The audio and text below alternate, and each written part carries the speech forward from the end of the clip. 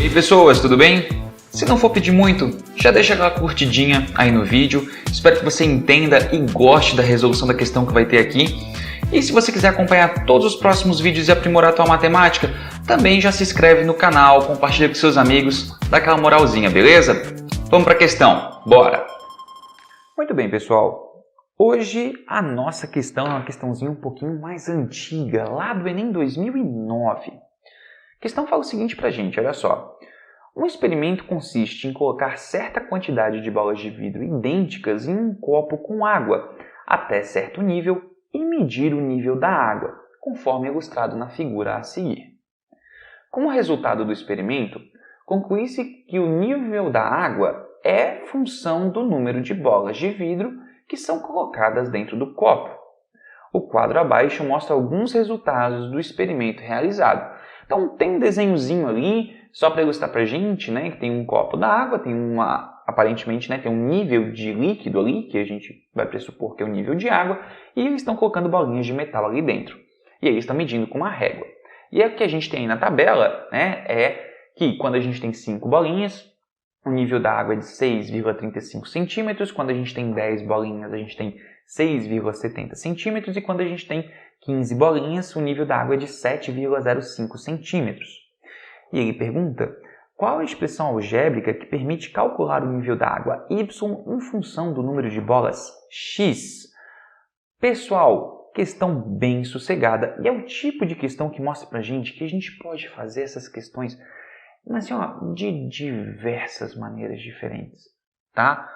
Eu vou mostrar aqui para vocês essencialmente duas, tá? Essencialmente duas ali para você ver como trabalhar uma questão de função de primeiro grau, né, onde você tem que encontrar a função de primeiro grau, pode ser feita pelo menos aí de duas maneiras diferentes, tá bom?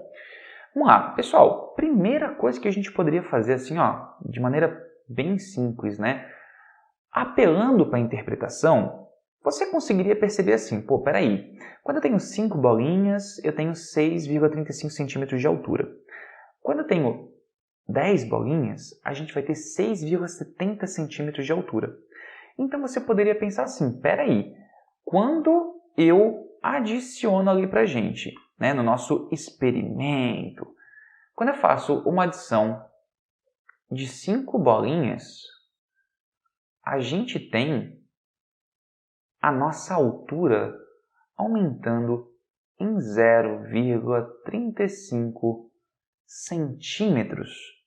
Então, pessoal, não seria nada difícil a gente dizer quantos centímetros aumentaria aí no nosso experimento se a gente colocasse apenas uma bolinha.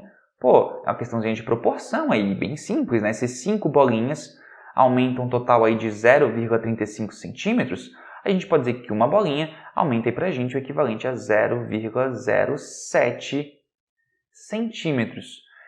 E aí, cara, só a partir dessa afirmação a gente já consegue ficar bem ligado, né, pessoal? Por quê? Porque olha só, pensa comigo.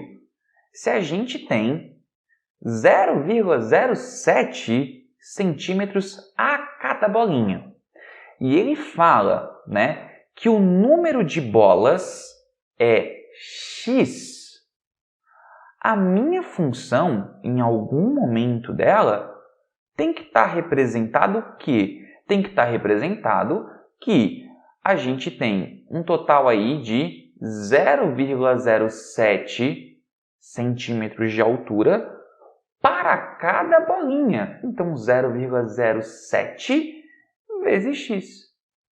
E aí, não seria nada difícil a gente já pegar e falar a alternativa E é a correta. Acabou. Tá, Vini, mas assim, e o 6? Então, o 6 é o momento em que a gente não tem nenhuma bolinha. Certo? Por quê? Porque pensa comigo, olha só. Se eu tenho aqui, ó, com 5 bolinhas, aumenta 35 centímetros. E a gente tem aí que com 5 bolinhas a gente tinha uma altura de 6,35. Qual que era a nossa altura inicial de líquido, pessoal? Tira 5 bolinhas, tira 35 centímetros de altura. Logo, a gente tem uma altura inicial de 6 centímetros. Portanto, a gente tem aí ó, que a nossa função é 6 centímetros iniciais, mais 0,07 centímetros para cada bolinha que a gente for jogando aí dentro desse copo. Pronto, acabou. A alternativa E é a nossa alternativa correta. Mas você pode querer treinar isso aqui de uma maneira talvez um pouco mais rebuscada, né? Pensando mais realmente dentro da função de primeiro grau. Então, o que você poderia fazer? Vamos lá, segundo método de resolução. Você poderia vir aqui e falar assim, beleza, essa primeira informação é um par ordenado, né? X e Y. Quando x vale 5, o y vale 6,35. E quando x vale 10, pegando um segundo par ordenado aí, a gente tem o y valendo 6,70. E aí, pessoal, o que a gente vai fazer? A gente vai fazer o coeficiente angular, encontrar o coeficiente angular fazendo variação de y dividido pela variação de x. Como que a gente faz isso? A gente vem aqui e pensa numa movimentação de um ponto para o outro. Então, vamos pensar assim, de um ponto para o outro, desse ponto de cima para o ponto de baixo, o valor do y, ele variou. Aumentou ou diminuiu? Aumentou, né, pessoal? De 6,35 para 6,70, ele aumentou. Quanto? 0,35. E o x variou? Variou, né? De 5 para 10, o x também aumentou. Eu coloco mais, de 5 para 10 aumentou 5. Então, é uma função onde o nosso coeficiente angular tem que ser igual a 0,07. E aí, mais uma vez, a gente já poderia ir direto para a alternativa E. Mas se você ainda assim ficasse meio encafifado, você poderia pensar, então tá, eu sei que o meu y é igual a ax mais b, pensando numa estrutura genérica de função de primeiro grau. E aí você poderia pegar e substituir as informações de alguma desses pontos que a gente pegou. Por exemplo, se a gente pegar as informações do primeiro ponto, 6,35 é a altura, o meu coeficiente angular a gente já achou como 0,07, o x desse ponto em que a gente tem o 6,35 como y, o x é 5, né? E o b a gente ainda não sabe.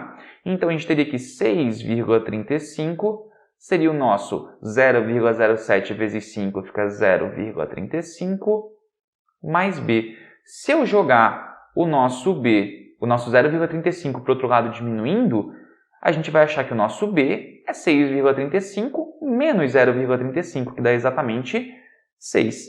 E se a gente tem que ter a nossa função na estrutura y igual a ax mais b, e o nosso a é 0,07 e o b é 6, então a alternativa E é a única que nos resta.